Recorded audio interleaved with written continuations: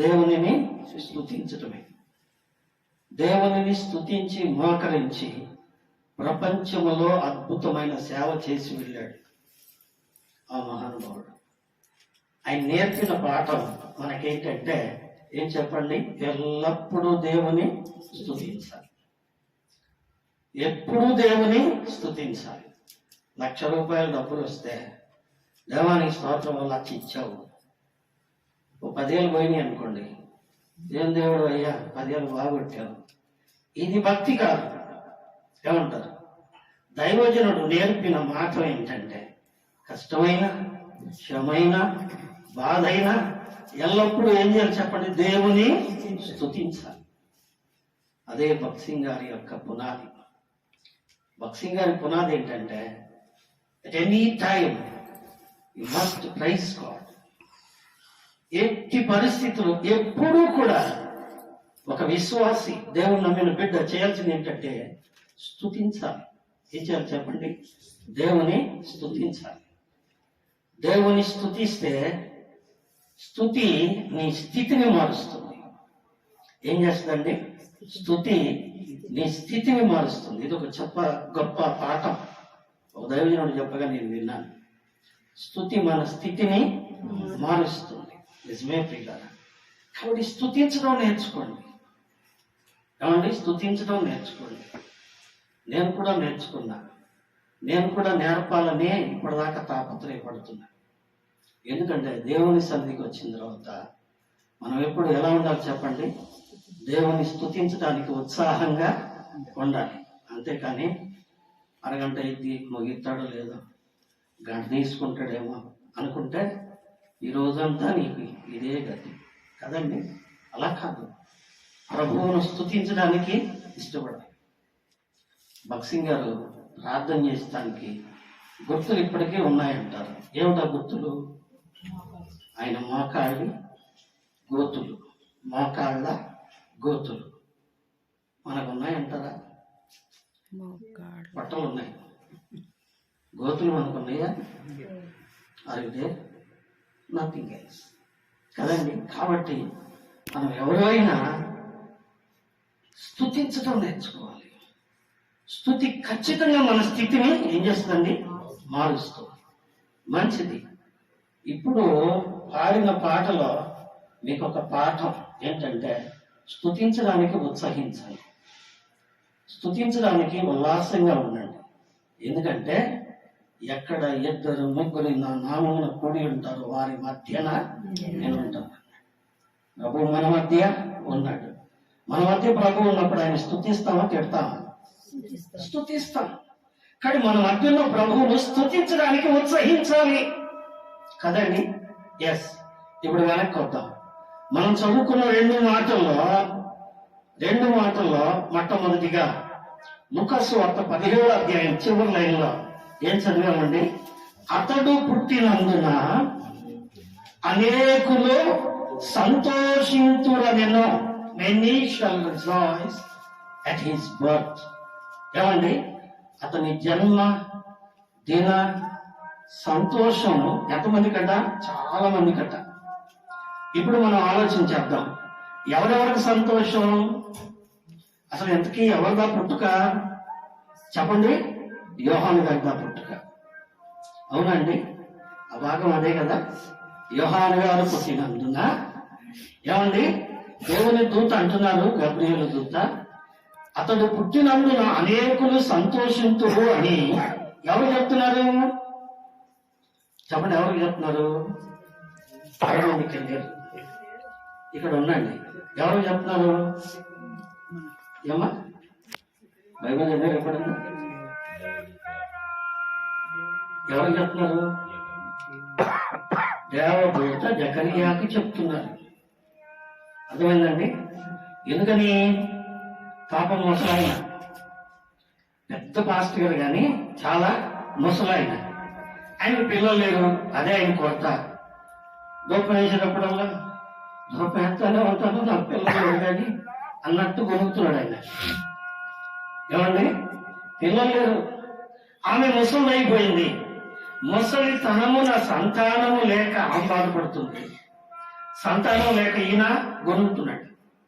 వీళ్ళిద్దరూ కలిసి ప్రార్థన చేస్తున్నారు. ఒకానొక దినమున గబ్రియేలు దూత ఆ యొక్క ధూపం వేసే ధూప వేదిక పక్కన నుంచున్నారు. ఆయన అన్నారు, నీకు కుమారుడు కలుగుతాడు, ఆయనకి యోహానని పేరు పెడతావు అంటే ఆయన నమ్మలేదు. ఏమండి? నమ్మలేదు. నమ్మకపోయేటప్పటికి దేవుని దూత ఏమన్నారండి, అది నెరవేరే వరకు నీవు మాట్లాడకుందువు గాక. సరే, అది వేరే సంగతి. అలాగైతే ఇప్పుడు ఆ దూత అతని గురించి చెప్పిన మాట ఏం చెప్పండి, అతడు పుట్టినందున అనేకులు. ఇప్పుడు ఎంతమందికి ఉంటుంది సంతోషం? జకరియా గారికి ఉంటుంది, ఎలిజబెత్ అమ్మకి ఉంటుంది, తర్వాత అక్కడ ఉన్నటువంటి ప్రీస్ట్లు కదండి, ఆలయంలో ధూపం వేసి యాజకులందరికీ సంతోషం. జకరియా గారికి పిల్లలు పుట్టారంట, ముసలోడు సమయంలో పిల్లోడు పుట్టాడు, సంతోషం. అందరికీ స్వీట్లు కేకులు ఇప్పుడు ఇవ్వతున్నట్టుగా ఇస్తారు అని సంతోషిస్తున్నారు. అంతవరకేనా ఇంకెంతవరకే చెప్పండి? అంతవరకేనా ఇంకెంతవరకే? కొంతవరకే. అదేమండి, యోహాను పుట్టినందున ఎంతవరకు సంతోషం? అతడు పుట్టినందున అనేకులు అన్నారు. అనేకులు, many. This word is not fulfilled. ఈ పదం పూర్తి కాల. అవునండి, ఈ పదం పూర్తి కాల. అతడు పుట్టినందున అందరూ సంతోషిస్తారని రాయల. రాశారా? రాయల. కొందరు సంతోషిస్తారు అన్నారు. కొందరు అంటే ఎవరు? తల్లి, తండ్రి, బంధువులు, స్నేహితులు, లేకపోతే వచ్చిన వాళ్ళు, కూడికి వచ్చిన వాళ్ళు, కష్టపడి వాక్యం చెప్పిన వాళ్ళు, కడుపులో తిన్నవాళ్ళు. అంతవరకేనా? కానీ ఇంకొక ఆయన గురించి రాయబడింది. ఎవరైనా? లూకాసు సువార్త 2వ అధ్యాయము 10వ వాక్యం. లూకాసు సువార్త 2వ అధ్యాయము 10వ వాక్యం కదా. అయితే ఆ దూత భయపడకుడి, ఇదిగో ప్రజలందరికీ కలుగబోవు మహా సంతోషకరమైన వర్తమానము నేను నీకు తెలియచేస్తున్నాను. దావీదు పట్టణమందు నేడు రక్షకుడు మీ కొరకు పుట్టి ఉన్నాడు. చాలు. ఈ పదం ఫుల్ఫిల్డ్ అయిందా లేదా? అక్కడే ఉన్నాడు. అనేకులు సంతోషిస్తారు, సమ్ పర్సన్స్ ఓన్లీ. ఇక్కడేమన్నాడండి? ఏమండి? ప్రజలందరూ. విడిచిపెట్టేవాడు ఎవరు లేరు, అందరూ సంపూర్తిగా అందరికీ సంతోషం. ఈ జన్మలో కొందరికే సంతోషం, కానీ ఆ జన్మలో అందరికీ సంతోషం. ఏమండి? That was fulfilled. ఇది కొంతవరకే కదండి. నిజమే ప్రియులారా, పుట్టినందున సంతోషం. ఎవరు పుట్టినందున? కుమారుడు. జకరియా ఎలిజబెతులకు పుట్టిన కుమారుడు. నిజమే. అక్కడ గొల్లలకు అదే దూత చెప్తున్నారు. ఏం చెప్తున్నారండి? ప్రజలందరికీ సంతోషం. ఎందువలన? ఎందుకని చెప్పండి? ఎందుకని? ఏమండి? తల్లి డెలివరీ కాగానే ఏమండి నర్సు వచ్చి చెప్పింది అనుకోండి. ఏం చెప్పింది? ఏమండి మీకు చక్కని అమ్మాయి పుట్టిందండి. అమ్మాయి పుట్టింది అని అంటారు, అంతేనా? ఆహా నాకు అమ్మాయి పుట్టిందని చెప్తారా? చెప్పరు. ఒకవేళ అబ్బాయి పుట్టాడు, నీ కుమారుడు పుట్టాడు అంటారు అనుకోండి, ఏం చేస్తారు చెప్పండి? చాలా సంతోషంగా చెప్పుకుంటారు, చాలా సంతోషం. ఎందుకో వాళ్ళకి తెలియదు. ఏమండి? వాళ్ళకి తెలియదు. నిజమే. ఇదొక తంతు. ఇంకో తంతు అంటే తెలుసా అండి? ఆమె జెరాక్స్ ప్రింట్లు తీసినట్టు తీస్తుంటది. పెద్ద అమ్మాయి, రెండో అమ్మాయి, మూడో అమ్మాయి, నాలుగో అమ్మాయి, జెరాక్స్లు వస్తానే ఉంటాయి. ఏ జెరాక్స్ వల్ల సంతోషం ఉండదు. ఎదురు చూస్తూ ఉంటారు ఆ సంతోషం కోసం. ఏ సంతోషం? కొడుకు పుట్టాలని. ఎంతమంది కూతుళ్ళు పుట్టినా ఇక నేను గమలేనరా బాబు అన్నా కానీ అవును ఒకరు ఏం చేస్తారు చెప్పండి? ఆడు కావాలి. ఎవడాడు? కొడుకు. ఎందుకుట చెప్పండి, ఎందుకు? కుమారుడు కావాలి. కుమారుడు ఎందుకు? ఎందుకంటే వాళ్ళు అంటారు నామ నరకం నుండి తప్పించువాడు పుత్రుడు అన్నారు. నిజమే, వేదం కూడా అదే చెప్తుంది.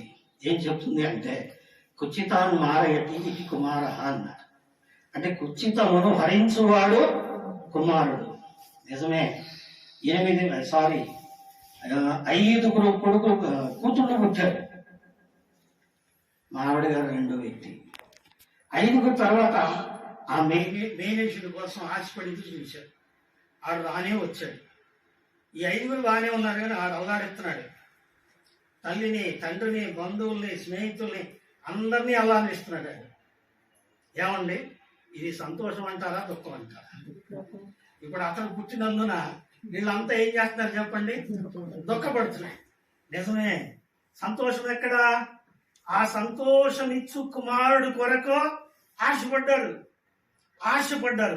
కానీ ప్రియులారా, ఈ లోక సంబంధమైన కుమారుడు కొరకు మనం ఆశపడుతున్నాం. ఎందుకు అంటే నా పున్నామ నరకమును తప్పించువాడు. హైందవులు ఏం చేస్తారంటే, ఏమండి, ఎంతమంది కూతుళ్ళు ఉన్నా ఆడెంత తాగుబోతైనా ఆయన వచ్చి చెయ్యి పెడితే గాని, ఆయన వచ్చి తులసి తీర్థం పోస్తే గాని, ఆయన వచ్చి తలకొని పెడితే గాని ఈయనకు మోక్షం లేదు అంటారు. ఏమండి, ఈ తాగి తిరిగి దొర్లి తాగుడు కోసం డబ్బులు ఇవ్వకపోతే తల్లిదండ్రులు తల్ల పగల కొట్టేవాడు. ఆడొచ్చి పెడితే గాని ఈయనకి ఏం రాదుట? చెప్పరు, మోక్షం రాదుట. మోక్షం వైకుంఠం. దాన్నే పరిశుద్ధ గ్రంథంలో ఏమంటాను చెప్పండి? పరలోకం. ఈ తాగి తిరిగి తన్ని కొట్టి తల్లవగల కొట్టిన ఆయన చెయ్యి పెడితే, తీర్థం పోస్తే, తలకొని పెడితే ఏమండి ఆయన పరలోకం పోతాడా? పోడు కదండి, పోడు. ఎందుకని పరలోకం పోవాలి అంటే ఏం కావాలి చెప్పండి? రక్షణ కావాలి, పాప క్షమాపణ కావాలి. అందుకే ఏమండి, కుచితాన్ మారయతి ఇది కుమార అన్నారు. అంటే కుచితమును హరించు కుమారుడి వలన మోక్షం దొరుకుతుంది. ఆ కుచితమును హరించే కుమారుడు కావాలి. ఆ కుమారుడుగానే పుడితే అది గొప్ప సంతోషం. అట్టి కుమారుడు ఎవరు? ఏమండి, యెషయా గారి కొడుకు పుట్టాడు కనుక సంతోషించారని కొంతమంది పుస్తకాలు రాశారు. కానీ వాస్తవంగా యెషయా ఏమండి జరగబో యేసు పుట్టుకను గురించి అప్పుడే రాశాడు. ఏమండి, దగ్గరగా చూస్తూ రాశాడు. ఏమని రాశాడు? ఏమండి, ఇదిగో మనకు శిశువు పుట్టును, మనకు కుమారుడు అనుగ్రహించబడను. ఇక్కడ మనకు అంటే చాలా పుస్తకాలు నేను చదివాను. వింత వ్యాఖ్యానాలు రాస్తారు. ఏమండి, అంటే అదే సమయంలో వాస్తవానికి చరిత్ర ప్రకారం యెషయాకు లేక కొడుకు పుట్టాడు. అందుకని ఆయన అట్లా పద్యం రాశారండి అంటారు. కాదు అది. ఎందుకంటే ప్రవక్తల్లో కల్లా ప్రథమ ప్రవక్త ఆయన. చాలా గొప్ప ప్రవక్త, పెద్ద ప్రవక్త అంటారు. అటువంటి ఆయన చెప్పిన మాట ఏంటండి? మనకు శిశువు పుట్టాడు, మనకు కుమారుడు అనుగ్రహించబడ్డాడు. అక్కడ మనకు అంటంలో మనందరినీ కలిపాడు. ఏమండి, మనందరినీ కలిపాడు అంటే దాని అర్థం మనందరినీ పున్నామ నరకము నుండి తప్పించి మోక్షమును చేర్చువాడు ఈ కుమారుడు. ఎవరు చెప్పండి? ఈ కుమారుడు. ఎవరా కుమారుడు? ఏమండి, కుచితమును హరించువాడు. ఆ కుచితమును హరించు కుమారుడు ఎవరనుకోవాలి?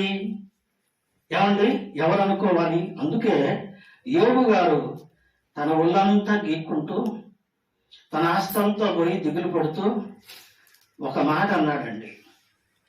ఒక మాట గుర్తు చేసుకోవడానికి రాసుకోండి.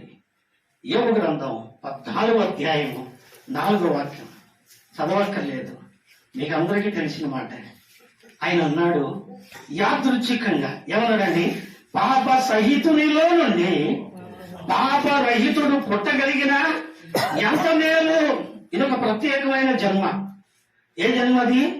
పాప సహితునిలో నుండి పాపరహితుడు పుడితే ఎంత మేలు. అటువంటి వాడు ఎవడో పుట్టడు అనుకుని పాపం దిగులు పడిపోయాడు. పాప సహితుడు అంటే పాపి అయిన మనుషుడు, పాపరహితుడు అంటే పాపము లేనివాడు. అటువంటి జన్మ వలన ఏముందంట? మేలుంది. ఏముంది చెప్పండి? మేలుంది. ఆ మేలు కోసం ఎదురు చూడమని ఏమండి యోగు మనతో అంటున్నాడు. అదే మేలు కొరకు ఏమండి యెషయా ప్రవక్త కూడా చెప్పాడు. ఏం చెప్పాడండి? మనకు కుమారుడు పుట్టాడు. మన కుమారుడు ఎలా పుడతాడు? మనుషులందరికీ ఆయన కుమారుడు ఎలా అవుతాడు? ఆయన వలన మానవుని పాపము నివృత్తి ఎలా అవుతుంది? ఎలా మానవుడు మోక్షానికి వారసుడు అవుతాడు అని ప్రశ్న వేస్తే ఏమండి వేదం చెప్పే మాట ఏంటంటే, అది అర్థం కాక వేలెత్తి చూపించి మరీ బైబిల్ చెప్తారు వేదాలు చదివే వాళ్ళు మహానుభావులు. ఏం చెప్తారు అంటే, ప్రజాపతి దేభ్యానాం చరసి గర్భత్వమేవ ప్రజాజాయసితుభ్యం ప్రాణప్రతిష్ఠ అన్నారు. అంటే అర్థం ఏంటంటే, ప్రజాపతి ప్రజలను పరిపాలించువాడు, ప్రజలను సంరక్షించువాడు, ప్రజలను పోషించువాడు, అతన్నే ప్రజాపతి అంటారు. ఆయన్నే ప్రభువు అని కూడా అంటారు. అదే ఇంగ్లీష్ బైబిల్ ఏమైనా లార్డ్, LORD, లార్డ్ అంటే ప్రభువు. దీన్ని విడమర్చి కీర్తనాకారుడు ఏం రాశాడంటే, ఏమండి కీర్తనాకారుడు ఏం రాశాడంటే, ఏమండి యెహోవాయే దేవుడని తెలుసుకుని అని రాశాడు. అంటే అర్థం ఏంటి? యెహోవా దేవుడు కాకుండా పోయాడా? కాదు కదా. దాని అర్థం ఏంటంటే ఇంగ్లీష్ లో మనం చదివితే, know the lord is God, know the lord is God. Lord అంటే ప్రభు, గాడ్ అంటే యావే యెహోవా. ఆ యెహోవాయే ప్రభువు అని తెలుసుకో పెద్ద ఆయన అని చెప్తున్నాడు అనమాట. కనుక ప్రియులారా, ఆ ప్రజాపతి ప్రజలను పరిపాలించు ప్రభువు ఎలా పుట్టాలి అంట? ఎలా పుట్టాలి? చరసి గర్భత్వమేవా అంటే కన్యామణి గర్భమున పుట్టాలి. ఏమండి ఇదే విషయాన్ని దేవుడు యెషయా ప్రవక్త ద్వారా ఒక రాజుకు చెప్పాడు. యెషయా గ్రంథం 7వ అధ్యాయం 14వ వచనంలో ఏమనండి, ఇదిగో కన్యక గర్భవతి అయి కుమారుని కనును, అతనికి ఇమ్మానుయేలని పేరు పెట్టుదువు అన్నాడు. అది ఎట్లా జరుగుతుందయ్యా అని సాకిరి బాను తీసి పక్కన పడేసి బయటకు వచ్చాడు రాజు. ఏమోనండి నాకు తెలియదు, దేవుడు చెప్పమన్నాడు, చెప్పాను, ఇది జరుగుద్దట అన్నాడు ఆయన. జరిగిందా జరగలేదా అంటే తప్పక జరిగింది. ఆ కన్యక పేరే మరియా. ఆ మరియను దేవుడు ఎన్నుకున్నాడు. మరియనే ఎందుకున్నాడండి? ఆ దినాల్లో ఇక కన్యకలు లేరు అంటే చాలా మంది ఉన్నారు. ఆ దినాల్లో దేవాలయంలో వ్రతం పూని ఉన్న కన్యకలు చాలా మంది ఉన్నారు. కానీ ఈమెనే ఎందుకు అనుకున్నాడు అంటే, అట్టి సమయానికి ఆమె యూదా వంశస్థుడైన యోసేపుకు భార్యగా ప్రదానము చేయబడిన కన్యక గనక ఆమెను ఎన్నుకొని ఈ లోకానికి దేవుడు తన కుమారుని పంపించే ప్రణాళిక ఏర్పాటు చేసి ఆ కన్యక కడుపులో పుట్టాడు. కన్యక కడుపులో పుడితే ఆమె రక్తం పంచుకొని పుట్టాడు కదండి. కాబట్టి ఎవ్రీ ఫ్లెష్ ఈజ్ సిన్, ప్రతి శరీరీ పాపి కదా, మరి అది ఎలా పవిత్రత అవుతుందయ్యా అని మనం అనొచ్చు. కానీ మరియ రక్తం పంచుకొని యేసు పుట్టలేదు. ఇది ఒప్పుకోవలసిన సత్యం. ఎందుకో తెలుసా? మరియతో గాబ్రియేలు దూత ఏమన్నారండి? నేను వచనాలు చదివించట్లా, ఇవన్నీ మీకు తెలిసిన మాటలే. ఏమన్నారండి? దయాప్రాప్తురావా, నీకు శుభము, నీవు గర్భము ధరించి కుమారుని కని అతనికి యేసని పేరు పెడతావు అని చెప్పారు గబ్రియేలు దూత. ఆయన చెప్పిన మాటకి మరియమ్మ ఏముందండి, ఇదే నాకు ఎలాగూ సంభవిస్తుంది, నేను పురుషుని ఎరగని దాననే అంది. నీతో పని లేదమ్మా, పని దేవుడు చేసుకుంటాడు. ఏం చేస్తాడయ్యా? పరిశుద్ధాత్మ నీలోనికి వస్తుంది. ఏం వస్తుంది చెప్పండి? రక్తం లేదు, వీర్యం లేదు, లేకపోతే శరీరము లేదు. అది శరీర సంబంధమైన జన్మ కాదు. పరిశుద్ధాత్మ నీలోనికి వచ్చి నీవు కుమారుని కంటావు. ఆయన దేవుని పరిశుద్ధుడని పిలువబడతాడు. ఆయన పుట్టుక ఎంత ప్రత్యేకత గమనించండి. చాలా కాలం మహానుభావులు గ్రంథాలు చదివేవాడు కొట్టారు. చివరికి డాక్టర్లు తెచ్చారు, టెస్ట్ ట్యూబ్ బేబీని చూపించారు. అప్పుడు అంటున్నారు యేసుక్రీస్తు పుట్టుక నిజమే అన్నారు కదండి. కారణం ఏంటంటే ఆయన శరీరము మరియమ్మ శరీరం నుంచి కోసిచ్చింది కాదు. చాలా మంది అమ్మలు అంటారు, నా రక్తం ఇచ్చి నిన్నది అన్నానుగా, నా ప్రాణం ఇచ్చి నిన్నది అన్నానురా అంటారా అన్నారా? వాస్తవే, ఆమె రక్తం దారబోస్తే కదా ఈయన పుట్టింది కదా. ఆమె మరణ వేదన ఏమండి, మరణ వంశుల దాకా వెళ్ళి ఆయనకు జన్మనిచ్చి మళ్ళా తిరిగి వచ్చింది. అప్పుడు అంటది మరణ వేదన మర్చిపోయి, నా కొడుకే, నా బంగారు తండ్రి అంటది. బాధ అంతా మర్చిపోయింది కదండి. కానీ యేసు జన్మ అలాంటిది కాదు. యేసు జన్మ అలాంటిది కాదు. ఆమె రక్తాన్ని పంచుకొని పుట్టినవాడు కాదు. ఎందుకో ఏమండి, హెబ్రీ పత్రిక 10వ అధ్యాయంలో చక్కని మాట ఉంది. బహుశా 5వ వచనం అనుకుంటా, నేను చదివించట్లా. నీవు నాకు ఒక శరీరమును అమర్చితివి అంట. ఎవరు అమర్చారు? మరియమ్మ, యోసేపు? మరియమ్మకు యోసేపుకు సంబంధమే. ఏమో కుండ మాత్రమే. కుండలో నీళ్లు పోశారు, ఆ నీళ్లు మళ్ళీ తీసి ద్రాక్షారసంగా మార్చారు. ఆ మహిమ కొండదా కాదు కదా, మార్చింది దేవుడిది. పోసింది నీళ్లే, వచ్చింది ద్రాక్షారసం. చేసింది ఎవరు? దేవుడు. కొండకే సంబంధం లేదు, ఉపయోగపడింది అంతే కదండి. నిజమే, దేవునికి స్తోత్రం. ఎంత మంచి మాట. ఇప్పుడు మనం ఆలోచించేద్దాం. యేసయ్య పుట్టుక శరీర సంబంధమైంది కాదు. శరీరమైన సంబంధమైంది అయితే ఆయన వస్త్రపు చెంగు ముట్టినంత మాత్రమే రక్తధార ఆగదు. ఆయన ముట్టిన వెంటనే కుష్టి వ్యాధి గల వాడి రోగం బాగుపడదు. ఎందుకంటే నీతి నాది శరీర సంబంధమైన జన్మ. మనం ముడితే అయిద్దా? కాదు. ఎందుకంటే ఆయన శరీరము పరిశుద్ధుడైన దేవుని మహిమ శరీరం. అందుకే ఆయన అంత శ్రమ అనుభవించగలిగాడు. ఏ మానవ మాతృడు అనుభవించలేని శ్రమ, అద్భుతమైన శ్రమ. అంత శ్రమలో కూడా తన రక్తమును చిందించిన వారిని సైతం క్షమించగలిగిన, సహించగలిగిన శ్రమ అనుభవించగలిగాడు. అట్టి కుమారుడు ఎవరు చెప్పండి? అట్టి కుమారుడు. అతడు పుట్టినందున అనేకులు మాత్రమే, కానీ ప్రజలందరికీ కలగబోవు మహా సంతోషకరమైన జన్మము. ఎవరండి ఆ కుమారుడు? యేసు క్రీస్తు. ఎందుకంటే ఆయన ఈ లోకంలో పుట్టడం వలన ఏం జరిగిందండి? సర్వ పాపోపహరణం, రక్త ప్రోక్షణం అవశ్యం.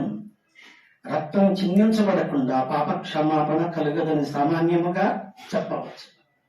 అలాగైతే తత్రక్తం పరమాత్మైన పుణ్యదాన బలియాగ. ఎడ్ల యొక్కయో మేకల యొక్కయో రక్తము పాపమును తీసివేయుట అసాధ్యం. కాబట్టి పరమాత్ముడు, పుణ్యాత్ముడు, ఆయనలో ఏ విధమైన పాప శరీర సంబంధమైన క్రియలు లేవు.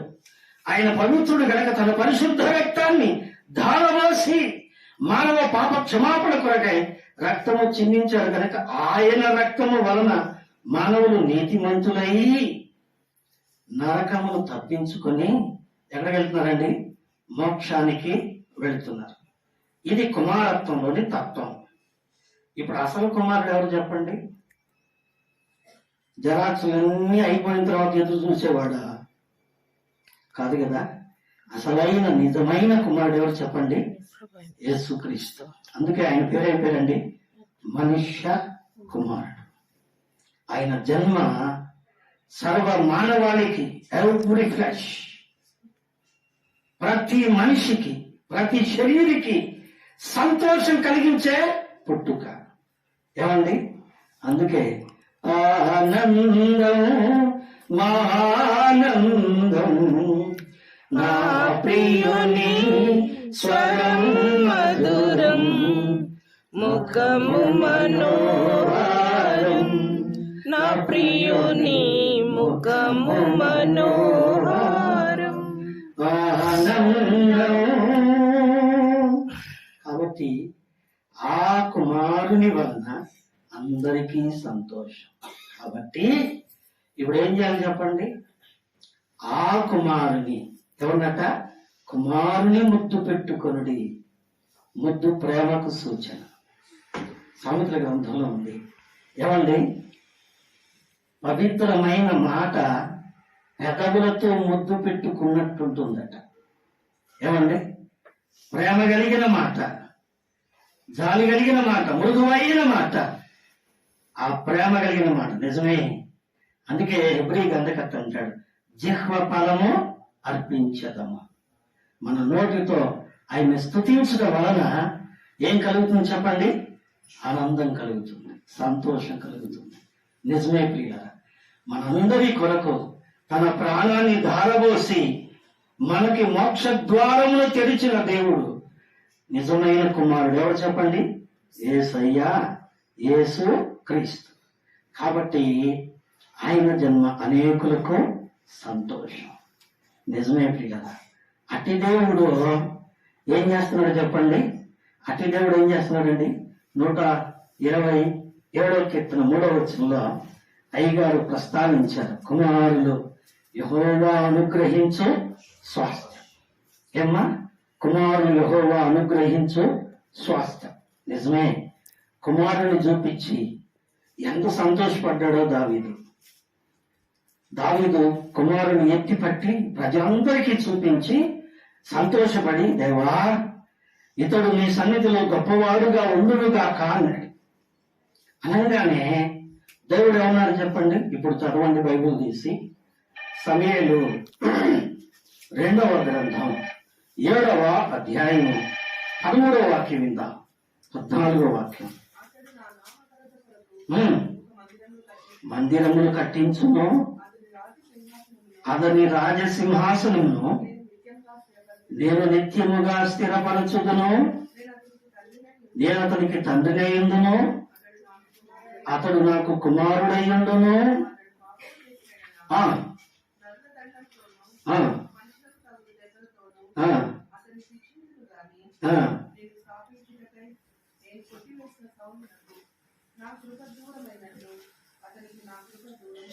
దూరము చేయను చాలు.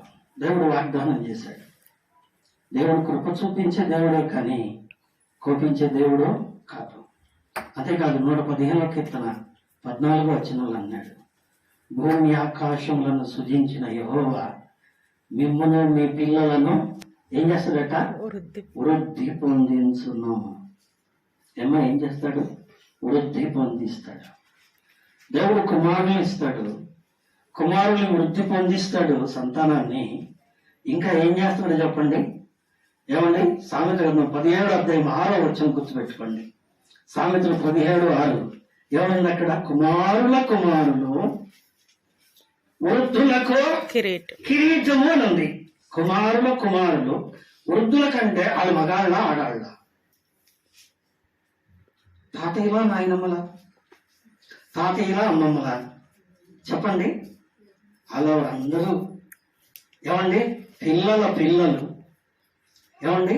అందుకనే సొలొమోను 128వ కీర్తనలో రాస్తూ చివరి వచనంలో అంటాడు, నీ పిల్లలను నీవు చూస్తావు. ఏమండి? చూస్తావు. ఏంటంట చూడటం? అంతవరకు ఆయుష్యుతం ఏంటది? కిరీటం. దాన్ని దావీదే వర్ణించి ఏమన్నాడండి కీర్తన గ్రంథంలో? ఏమన్నాడండి? ఏమండి? సంవత్సరముని దయా కిరీటమును ధరింపజేయుచున్నావు. ఆయుష్ వృద్ధి చేస్తున్నాడు, మంచి కిరీటాలను ఇస్తున్నాడు. ఇంతకీ కిరీటాలు ముళ్ళ కిరీటాలు, బంగారు కిరీటాలు. ముళ్ళ కిరీటాలు అయితే మాత్రం రక్తం గారిద్ది, బంగారు కిరీటాలు అయితే గౌరవం వచ్చు. అన్నగారు అన్నట్టు ఆ కిరీటాలను మనం ఏం చేయాలండి? ముళ్ళ కిరీటాలుగా చేసుకుంటాం, బంగారు కిరీటాలుగా చేసుకుంటాం. మనమే వృద్ధి చేసుకోవాలి. నిజమే ప్రియులారా. ఇంకా చెప్పుకుంటూ పోతే చాలా విషయాలు ఉన్నాయి.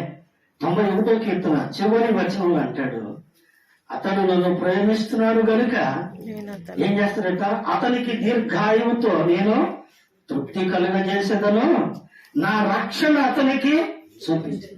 దేవుని ప్రేమించేవారిగా మన బిడ్డలను చేయాలి. నీ కుమారుని ఇచ్చాడు, అతన్ని స్వాస్థ్యంగా నీకు ఇచ్చాడు.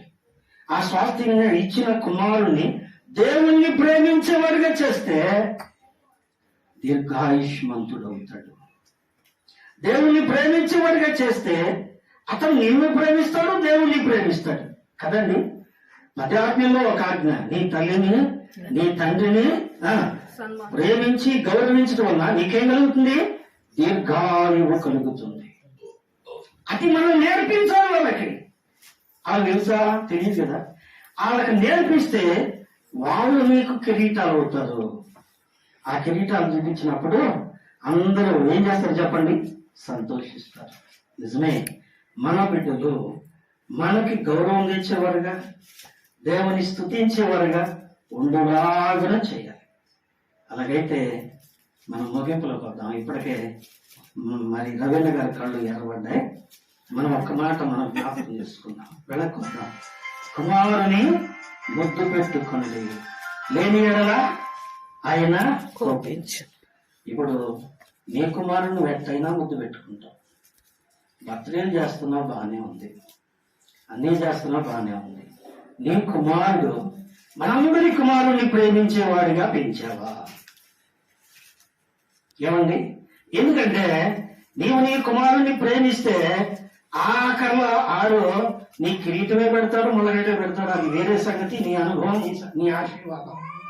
కానీ నీవును నీ కుమారుడును నిజ కుమారుడైన యేసు క్రీస్తును ప్రేమించగలిగితే ఏమండి, నువ్వు మోక్షంలో ఉంటావు. నీ కుమారుడు కూడా ఎక్కడ ఉంటాడు చెప్పండి? మోక్షంలో ఉంటాడు. అది ఏంటి చెప్పండి? సంతోషం. సంతోషమా కాదా? ఏమ్మా, సంతోషమేనా? దుఃఖంగా ఉందా? విసుగ్గా ఉందా? ఈ సంతోషము నీకు కావాలేనా? ఈ సంతోషము నీకు కావాలేనా? ఈ సంతోషము నీకు కావాలేనా?